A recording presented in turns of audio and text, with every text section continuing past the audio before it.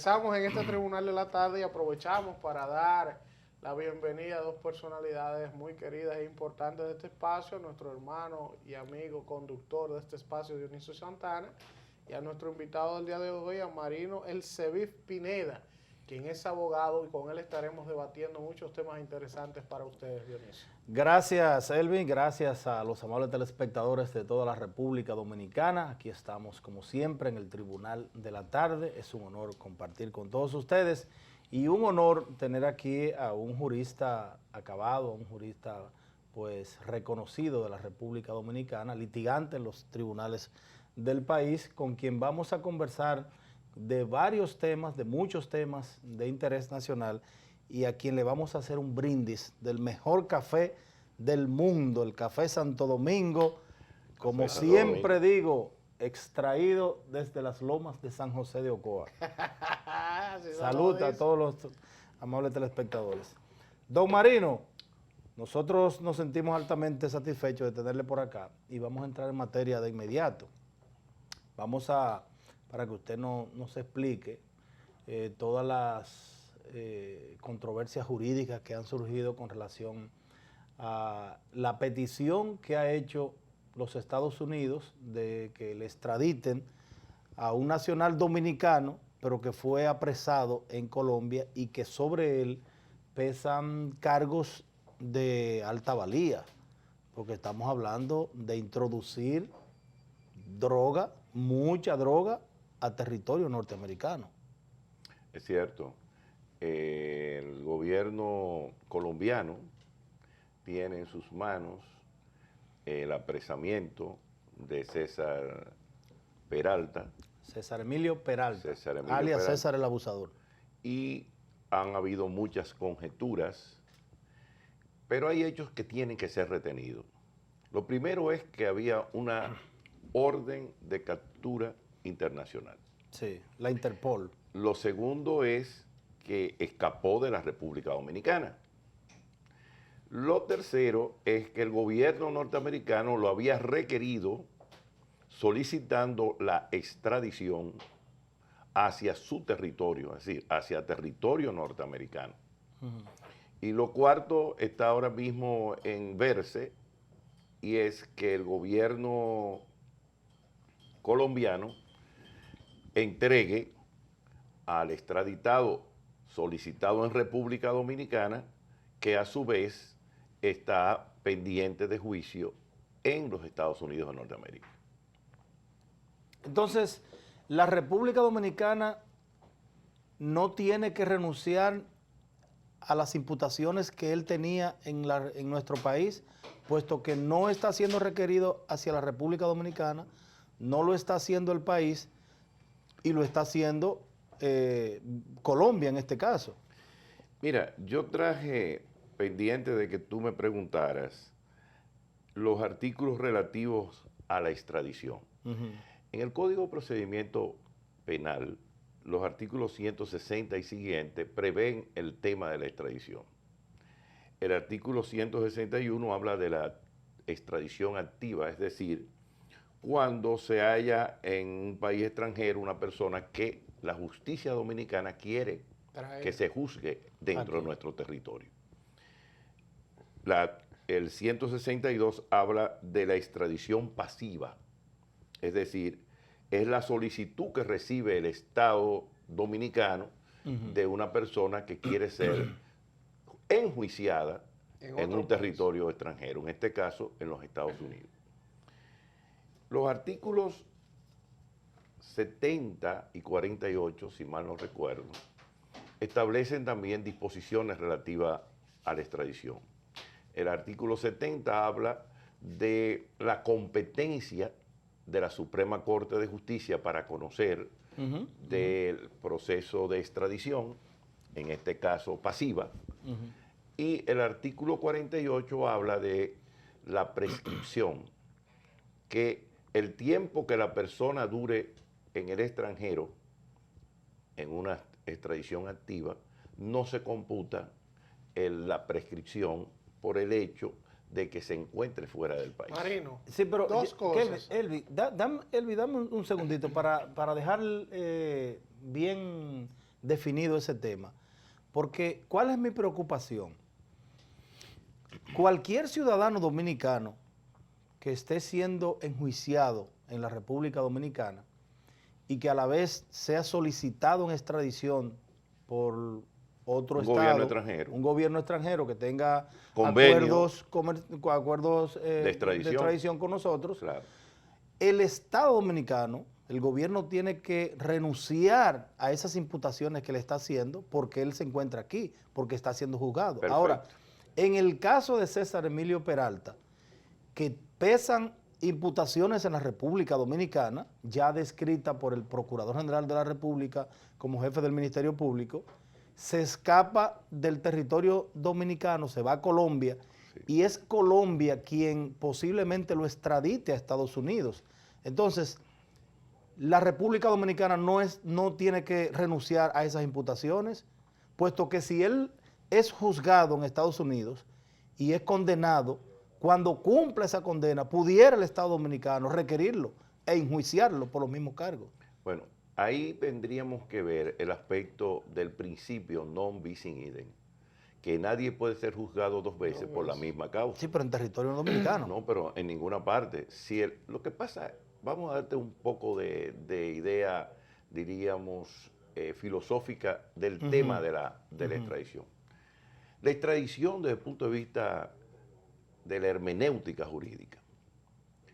Cuando un Estado cede a su nacional para que otro Estado lo juzgue, lo que está cediendo es su soberanía. Claro.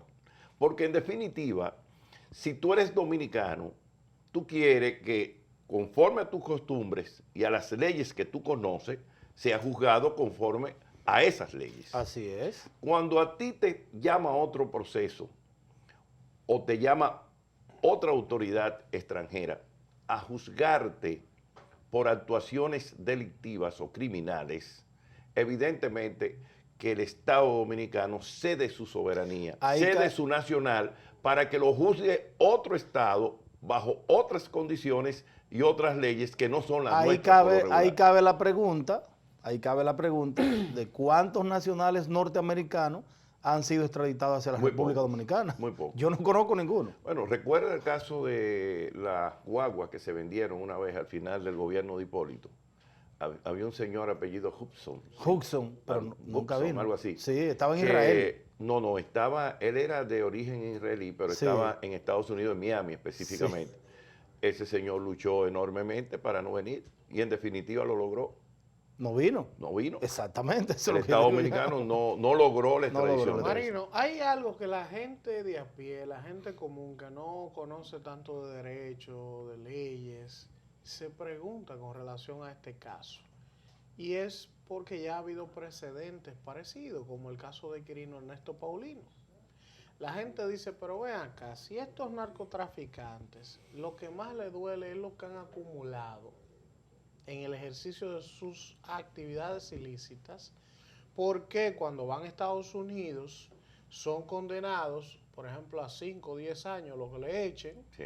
Cuando vuelven al país deportados, hay que devolverle estos bienes? Entonces, me gustaría que usted le explique a la gente y nos explique por qué hay que devolvérselo y qué podría hacer el Estado Dominicano, por ejemplo, para no devolverle estos bienes, porque eso sería un desincentivo al narcotráfico, al negocio. Claro. Porque ya los tipos dicen, bueno, si me agarran y me extraditan, yo lo perdí todo. No van a entrar en el negocio. Claro. Pero si te lo devuelven, tú dices, pero yo hago 5 años, si me van a devolver todo. Y hasta 10. Y hasta 10. Claro. Entonces, ¿por qué hay que devolverle los bienes? Justamente es lo que te explicaba ahorita. Cuando un Estado cede su nacional, lo cede por completo. Y en los Estados Unidos hay una especie de justicia de transacción. Sobre la base de un testigo importante, de una información primordial, para conocer no solamente el crimen acá, sino para detectar, como es el caso del crimen de trama, del crimen del narcotráfico, las redes internacionales que influyen en el negocio. Muchas veces yo me pregunto como profesional, y lo he hecho eso público, yo creo que en los Estados Unidos hay 2 líneas de pensamiento. Una, lo de la droga buena y otro, lo de la droga mala. ¿Y cómo puede haber una droga buena y una mala? La droga Si buena la droga era de ellos. es siempre mala, es un crimen de lesa Claro, humanidad. claro. Bueno, la droga buena, desde mi análisis, es la droga que permiten a los Estados Unidos para aprovisionar su mercado, para mantener el equilibrio social. O sea, la que trafican los norteamericanos. No, la que los norteamericanos permiten que entre al Sí, mercado y el exactamente. uso de su gente sobre la base de un equilibrio social y de una paz social que ellos proveen con el uso de estupefacientes en una gran parte de la población norteamericana, que pasa más de 15 millones de personas, que se ha convertido en una epidemia, porque en algunos estados donde le han permitido el uso de droga, lo que ha ocurrido es más muerte, y el mismo Instituto de Psiquiatría de los Estados Unidos ha dicho que hay una epidemia de muerte producto del uso de la droga. ¿Cuál es la droga mala? La que ponen los latinoamericanos, que luego de 10 años, de 15 años, de 20 años, de 30 años, Sí. utilizan a una figura estrafalaria, por lo regular salida como de un cuento guión, de hadas, de un guión más o menos experimentado, Sí. y lo vinculan. Aquí nos hemos dado el gusto incluso de ver cómo no ha habido una crítica real cuando vino el señor Figueroa Agosto, un individuo preso a José 200 años en Puerto Rico, llegó aquí, que se escapó de la cárcel. No, Eso no lo y cree con la particularidad de que aquí vienen, conviven con las autoridades. y no lo sabían. Y no lo un saben. preso de Y 200 ellos no lo años. saben. No, entonces eso es irrisorio, pero además es cantinflesco.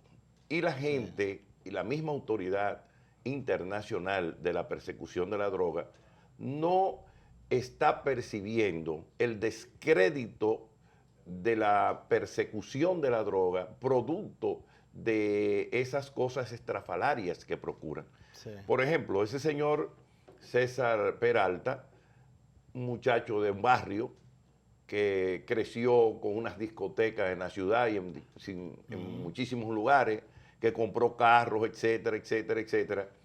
Ahora resulta que era el gran envalentonado de vender droga en el país.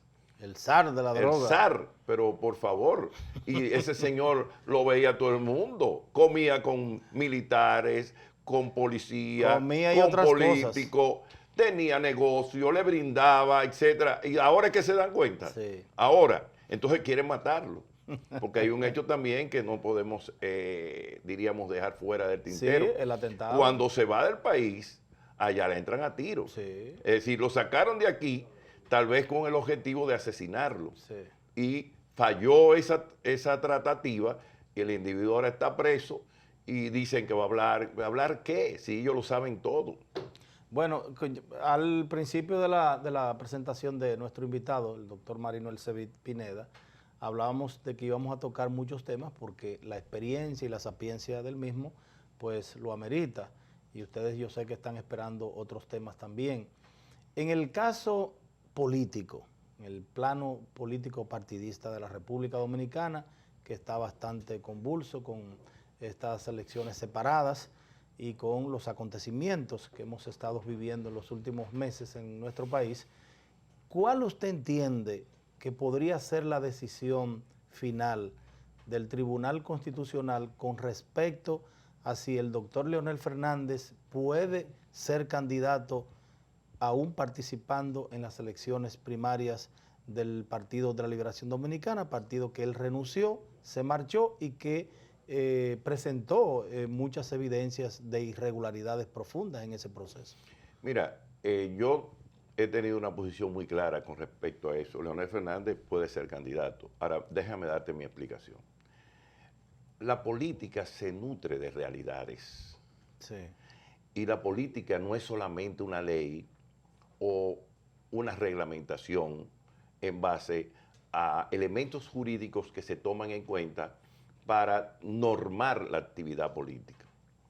Leonel Fernández es una realidad política y en estas elecciones demostró tener 1 millón de votos, mal contados. Sí.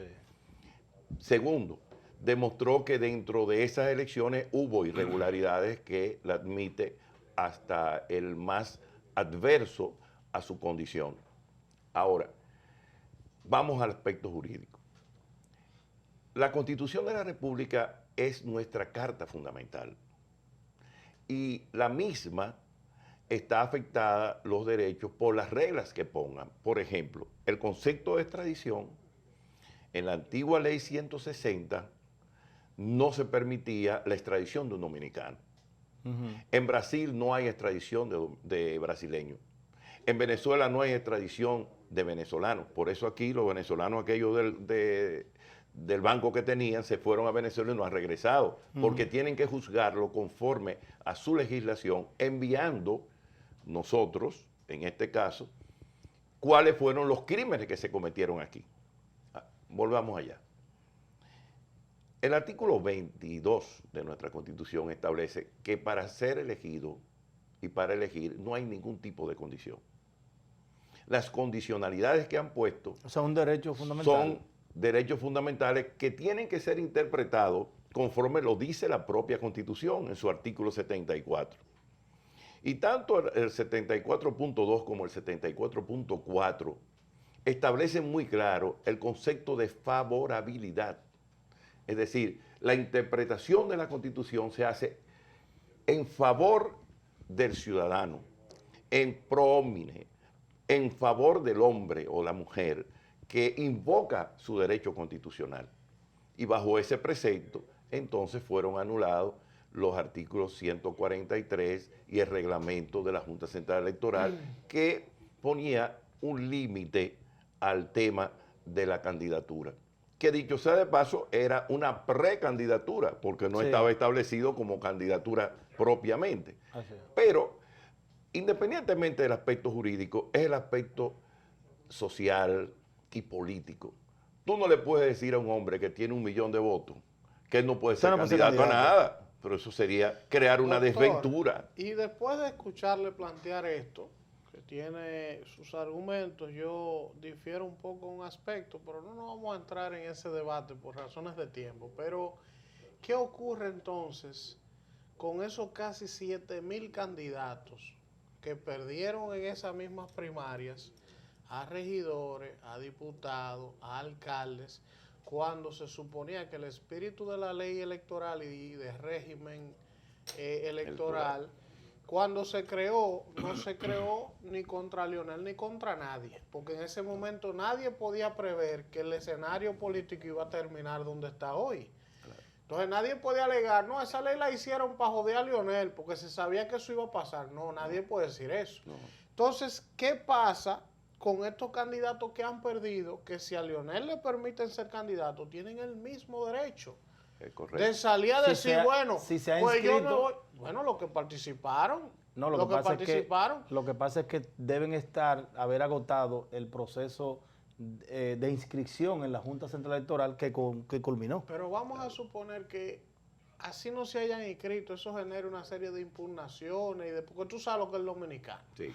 Entonces eso puede generar al sistema de partido una situación incontrolable. Lo que pasa es lo siguiente. Aquí estuvo en estos días un gran dirigente francés y nos dijo que los partidos políticos están en crisis, no son creíbles. Y Francia es el mejor ejemplo en estos días, donde las calles francesas, en las principales ciudades, están tomadas por la gente en términos absolutos, porque el sistema de partidos políticos no es democrático. El PLD no es democrático. El PRD nunca ha sido democrático.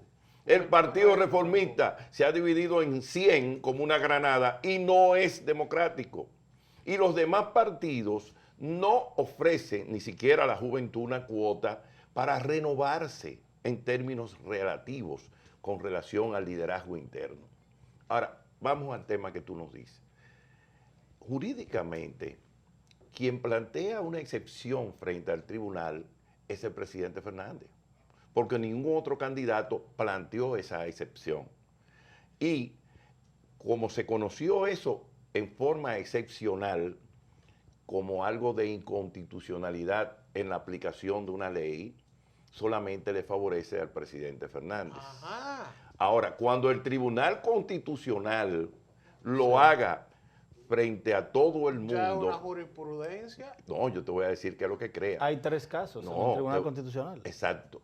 El artículo 184 de la Constitución establece, contrario a las decisiones de la Suprema Corte de Justicia, que son interparte, que las decisiones del Tribunal Constitucional en el artículo 184 son oponibles a todos los poderes públicos, lo que significa que cualquier ciudadano que se sienta en esa circunstancia y surja esa decisión, pudiera invocar, como bien tú dices, mire, yo también tengo derecho a inscribirme en otro partido. Así es. Muchísimas gracias. Qué lástima que el tiempo se vaya tan rápido con una persona con tantas luces. Hay que volver a traer.